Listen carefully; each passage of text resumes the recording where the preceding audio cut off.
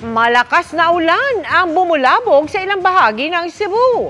Binaha ang ilang mga bahay at establishmento at may mga stranded na motorista.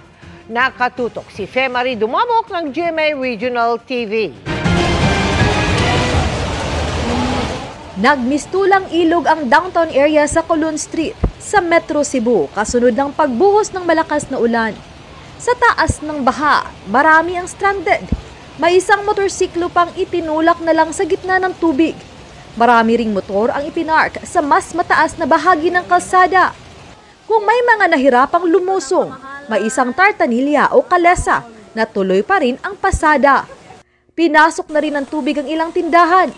Kasama rin sa nakaranas ng pagbaha ang Uptown Cebu City, malapit sa bantog na Fuente Rotonda. Ang bahagi ng Junquera Street tila naging sapa. Sa lakas ng agos ng tubig, may mga basura pang inanod. Sa barangay Basak Pardo, maraming bahay ang pinasok ng tubig. May hanggang dibdib ang level ng baha. Nakaranas din ng malawakang pagbaha ang lungsod ng Talisay.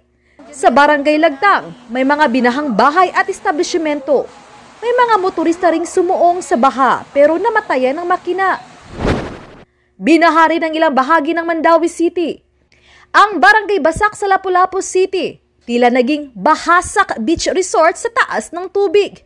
Ayon sa Pag-asa, habagat ang nagpaulan sa malaking bahagi ng Cebu ngayong araw.